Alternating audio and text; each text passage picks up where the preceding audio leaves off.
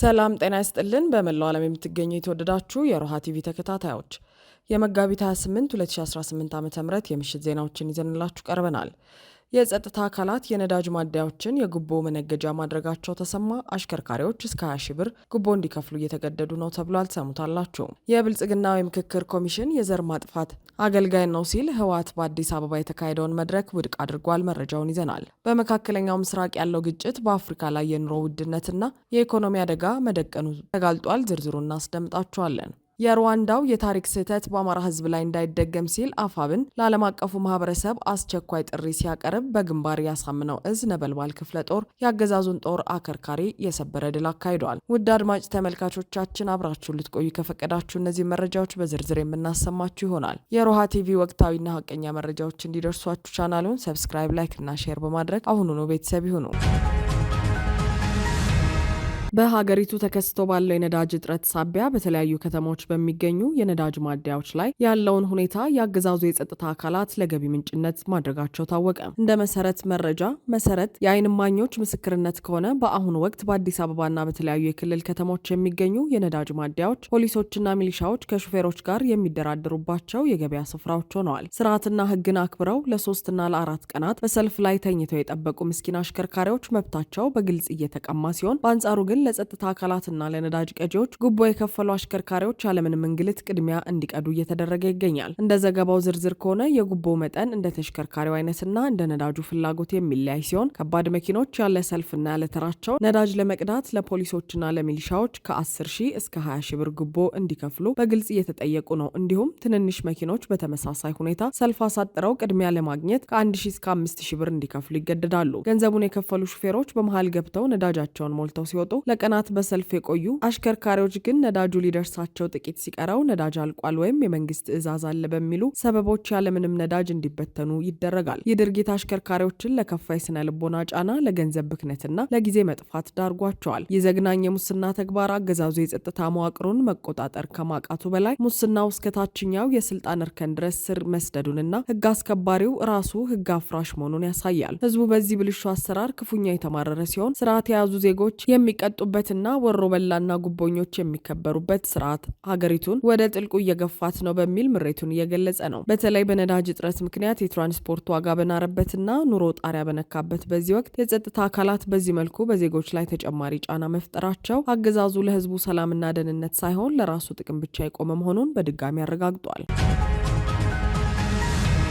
ህወሓት የብልጽግና አገዛዝ በትግራይ ህዝብ ላይ የከፈተውን ሁለንተናዊ የዘር ማጥፋት ዘመቻ አሁንም በረቀቀና በተጠናከረ መልኩ መቀጠሉን አስታወቀ። አገዛዙ የትግራይን ህዝብ የህልውና ጥያቄዎች ሆን ብሎ ጆሮ ዳባ በማለት ከዓመታት በፊት የጀመረውን የማጥፋት ስልት በፖለቲካና በኢኮኖሚ ማግለል እያደሰ መሆኑን ድርጅቱ በመግለጫው አመልክቷል። የብልጽግናው አገዛዝ በትግራይ ላይ እየፈጸመውንና አሁንም እየፈጸመ ያለውን ታሪካዊ ወንጀል ለመሸፈን የትግራይ ህዝብ ከሁሉም የመንግስት መዋቅሮች እንዲገለል በማድረግ ዓለም አቀፉ ማህበረሰብ ለማደናገር እየሞከረ መሆኑ ተገልጿል። እነዚህ የመንግስት ተቋማት ለህዝቡ ደህንነት ከመቆም ይልቅ በትግራይ ህዝብ ላይ የህልውና አደጋ የሚጋርጡ መሳሪያዎች ሆነዋል ሲል መግለጫ አትታል። በምክክር ኮሚሽን ስም የሚንቀሳቀሰው ተቋም ባለፈው ሳምንት በአዲስ አበባ ያካሄደውን የምክክር መድረክ ህወሓት አሳፋሪና የህገ በላይነት የሌለበት ሲል ጠርቶታል። ይህ መድረክ የብልጽግና አገዛዝ ተቋማት ምን ያህል በስርዓት የማይመሩና ለዘር ማጥፋት አገዛዙ ታማኝ አገልጋይ መሆናቸውን ያጋለጠ እንደሆነ መግለጫው ያብራራል። በትግራይ ህዝብ ላይ የተደቀነውን የህልውና አደጋና መሰረታዊ ጥያቄዎች ወደ ጎን በመተው ጉዳዩ የማይመለከታቸውን ሰዎች ሰብስቦ ውይይት ማካሄድ ህዝቡን ከመናቅ ባለፈ ወንጀልን በዲፕሎማሲ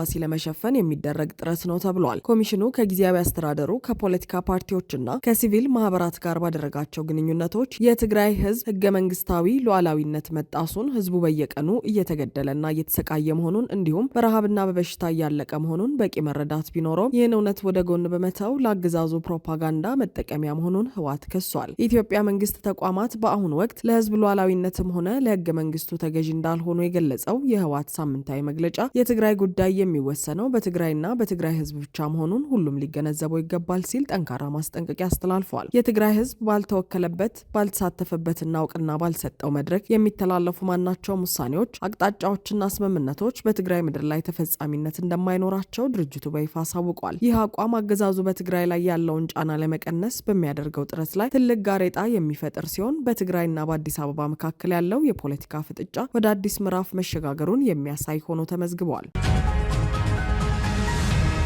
አፋብን የውጭ ጉዳይ መምሪያ ዛሬ ባወጣው መግለጫ ዓለም አቀፉ ማህበረሰብ በሩዋንዳ የፈጸመውን የታሪክ ስህተት በአሁኑ ወቅት በአማራ ህዝብ ላይ እንዳይደግም በጥብቅ አሳሰበ። ንቅናቄው እንደ አውሮፓውያን አቆጣጠር በ1994 በሩዋንዳ በቱትሲዎች ላይ የተፈጸመውንና 1 ሚሊዮን የሚጠጉ ንጹሃን ያለቁበትን ዘግናኝ የዘር ማጥፋት ወንጀል መታሰቢያ በማስመልከት ባስተላለፈው መልእክት ያ የታሪክ ጨለማ ምዕራፍ ዛሬም በኢትዮጵያ ምድር በአማራ ህዝብ ላይ እየተደገመ መሆኑን ገልጿል። አፋብን በመግለጫው እንዳሰፈረው የብልጽግና አገዛዝ በአማራ ህዝብ ላይ ከፈተው ስልታዊና ቀጣይነት ያለው የዘር ማጥፋት ጥቃት አሳሳቢ ደረጃ ላይ ደርሷል። ዓለም አቀፍ ተቋማትና መንግስታት የሩዋንዳን ሰማዕታት በሚያስቡበትና በወቅቱ ጥቃቱን መከላከል ባለመቻላቸው ጥልቅ ጸጸት በሚገልጹበት በዚህ ወቅት በአሁኑ ሰዓት በአማራ ህዝብ ላይ እየደረሰ ያለውን መጠነ ሰፊ እልቂት፣ ግፍና መፈናቀል አይተው እንዳላዩ ማለፋቸው ታሪካዊ ስህተት መሆኑን ድርጅቱ ገልጿል። ዛሬም በኢትዮጵያ ውስጥ በአማራ ህዝብ ላይ እየተፈጸመ ያለው ጭካኔ ከፍተኛ ዓለም አቀፍ ትኩረት ሊሰጠው እንደሚገባም አጽንኦት ሰጥቷል። በጭራሽ አይደገም የሚለው ዓለም አቀፍ መሪ ቃል ትርጉም ሊኖረው የሚችለው በአሁኑ ሰዓት በአማራ ህዝብ ላይ እየተካሄደ ያለውን የዘር ማጥፋት ወንጀል ዓለም አቀፉ ማህበረሰብ በቆራጥነት ሲቃወምና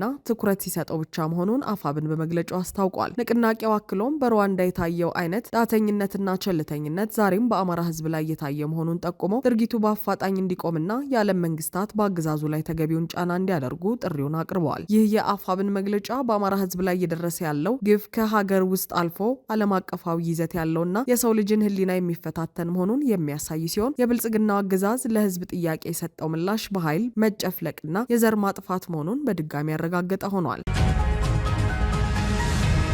በአማራ ፋኖ ብሔራዊ ንቅናቄ የሸዋ ጠቅላይ ግዛት አሳምነው እዝ ስር የሚንቀሳቀሰው የከሰም ሁለተኛ ኮር ነበልባል ክፍለ ጦር በጠላት ላይ አንጸባራቂ ድል ተቀናጀ። አገዛዙ የስልጣን እድሜውን ለማራዘም በአማራ ህዝብ ላይ የከፈተው የ3 ዓመት የጅምላ ጭፍጨፋና ዘረፋ ሳይበቃው አሁን ደግሞ ምረጡኝ በሚል የሽንገላ ቅስቀሳና በግዴታ የምርጫ ካርድ የማከፋፈል ድራማ ውስጥ መግባቱ ታውቋል። በተለይ የሆሳናን በዓል ምክንያት በማድረግ በቤተ ክርስቲያን ለጸሎት የተሰበሰቡ ምዕመናንን በግድ ካርድ ለማስወሰድ የተንቀሳቀሰውን የአገዛዙን ሰራዊት ነበልባል ክፍለ ጦር ሻለቃዎች በሚገባቸው ቋንቋ አነጋግረዋቸዋል። በዕለቱ በተካሄደው ውጊያ የጀነራል ተፈራ ማሞ ሻለቃና የመቶ አለቃ አበባው ሻለቃ በጥምረት በመሆን ከባልጪ ወደ ክርስቶስ ሰምራ የተንቀሳቀሰውን የጠላት ኃይል ቀድመው በመያዝ በከፈቱት ጠንካራ ማጥቃት ከፍተኛ እልቂት አድርሰዋል። በዚያው ወደ ውጊያ አገዛዙ ጦር የደረሰበትን ከፍተኛ የሰው ኃይል ኪሳራ በሁለት አምቡላንሶች ሲያመላልስ መዋሉ የታወቀ ሲሆን ድሉን ይበልጥ ያደመቀው ደግሞ በነበልባሎቹ የስናይፐር ተኳሾች የተወሰደው እርምጃ ነው። ሬዲዮ መገናኛ ይዞ ጦሩን ሲያዋጋ የነበረ አንድ ከፍተኛ አገዛዙ ወታደራዊ አመራር በስናይፐር ተመቶ እስከ ወዲያኛው ተሰናብቷል። በሌላ በኩል የክፍለ ጦሩ 3ኛ ሻለቃ ራስ በኃይሉ፣ 4ኛ ሻለቃ መብረቁና ተወርዋሪው የነብሮ ሻለቃ በመናበብ በወሰዱት አጸፋዊ ማጥቃት እንዶድ በተባለ ቦታ የነበረውን የጠላት ምሽግ በመስበር ጦሩን ወደ ዋና ከተማው እንዲፈረጥጥ አድርገውታል። አገዛዙ ያቀደውን የምርጫ ካርድ የማከፋፈል እቅድ ሳይሳካለት በ4 ሻለቃዎች የተቀናጀ ጥቃት ከፍተኛ ኪሳራ ደርሶበት እንዲመለስ መደረጉን የነበልባል ክፍለ ጦር ሪፖርተራችን ከግንባር አረጋግጧል። ይህ በእንዲህ እንዳለ የአማራ ፋኖ ብሔራዊ ንቅናቄ አፋብን ምዕራብ አማራ ቀጠና የቴዎድሮስ እዝ 105ኛ ኮር ለተከታታይ ወራት በብቁ አሰልጣኞች ሲያሰለጥናቸው የነበሩ የመጀመሪያ ዙር የመገናኛና የሬዲዮ ኦፕሬተር ባለሙያዎችን በይፋ አስመርቋል። ተመራቂዎቹ ዘመኑን የዋጀ የቴክኖሎጂ ውጤቶችን በመጠቀም የፋኖን የትጥቅ ትግል መረጃን መሰረት ባደረገ መልኩ ለማዘመን ዝግጁ መሆናቸውን ገልጸዋል። በቴክኖሎጂ የታገዘ ትግል ጠላቶቻችንን በአጭር ጊዜ እንድናሸንፍ ያስችለናል ሲሉ ተመራቂዎቹ በዕለቱ ተናግረዋል። በምረቃው ስነ ስርዓት ላይ የተገኙት የቴዎድሮስ እዝ ከፍተኛ አመራሮች አርበኛ ኃይለ ሚካኤል ባየ፣ አርበኛ ያሬድ በቀለና አርበኛ ዳኘ በሪሁን የፋኖ ትግል ወደ 3ኛ ዓመቱ እየተቃረበ ባለበት በዚህ ወቅት ወታደራዊ ሳይንስና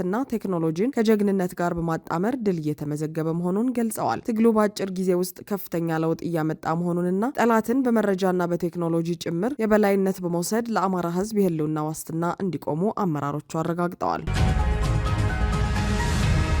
በመካከለኛው ምስራቅ እየተካሄደ ያለው ጦርነት በአፍሪካ አህጉር ላይ ከፍተኛ አደጋ ደቅኗል ሲሉ የአፍሪካ ህብረትና የአፍሪካ ልማት ባንክ የጋራ ሪፖርት አመላከተ። ግጭቱ ቀድሞውኑ በዓለም አቀፍ የንግድ መስተጓጎል የፈጠረ ሲሆን ይህም በነዳጅና በምግብ ዋጋ መናር፣ በትራንስፖርትና በኢንሹራንስ ወጪዎች መጨመር ምክንያት በአፍሪካ በፍጥነት ወደ ኑሮ ውድነት ቀውስ ሊቀየር እንደሚችል ተመልክቷል። እንደ ሪፖርቱ መረጃ መካከለኛው ምስራቅ ለአፍሪካ 15.8 በመቶ የሚሆነውን የገቢ ምርት የሚሸፍን ሲሆን የአህጉሪቱ ወጪ ምርት 10 የ0.9 በመቶ መዳረሻ ነው። ግጭቱ ከ6 ወራት በላይ የሚቆይ ከሆነ በ2018 ዓ.ም የአፍሪካ አጠቃላይ የአገር ውስጥ ምርት የ0.2 በመቶ የእድገት ቅናሽ ሊያሳይ ይችላል ተብሏል። በተለይም በአረብ ባህረ ሰላጤ የሚመጣው የተፈጥሮ ጋዝ አቅርቦት መቀነስ በማዳበሪያ ምርት ላይ ተጽዕኖ እያሳደረ ሲሆን ይህም እስከ ግንቦት ወር ባለው ወሳኝ የግብርና ወቅት የማዳበሪያ አቅርቦትን እንደሚገድብና ይህም በቀጣይ ዓመታት በአህጉሪቱ የምግብ ዋስትና ላይ ትልቅ ስጋት እንደሚፈጥር ተገልጿል። ምንም እንኳን የኢትዮጵያ አየር መንገድ በአፍሪካ በእስያና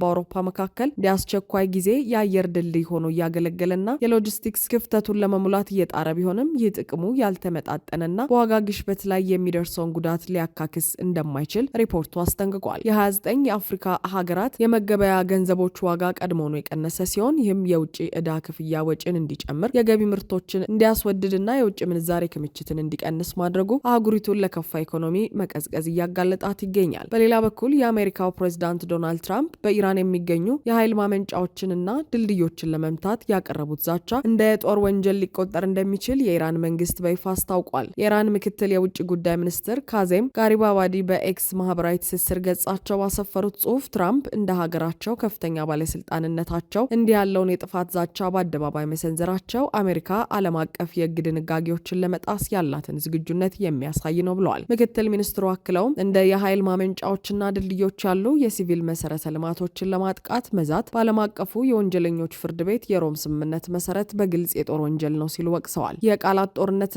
በትይዩ እየተካሄደ ያለው ወታደራዊ ግጭት ቀጠናውን ወደማይመለስ ቀውስ ውስጥ እየከተተው መሆኑንና ለሰብአዊ እርዳታ የሚመጣውን ወጪ ሊጨምር እንደሚችል ታዛቢዎች ስጋታቸውን እየገለጹ ይገኛሉ። አገዛዙ በኢራን ላይ የከፈተው ይህ ፖለቲካዊና ወታደራዊ ጫና መላውን መካከለኛው ምስራቅና አፍሪካን ለከፋ የኢኮኖሚና የደህንነት ቀውስ እየዳረገ መሆኑ በዘገባው ተመላክቷል። አድማጭ ተመልካቾቻችን የሰዓቱ የሮሃ ቲቪ ዜናዎች የተከታተላችኋቸውን ይመስሉ ነበር። አብራችሁን ስለነበራችሁ ከልብ እናመሰግናለን። ሰላም።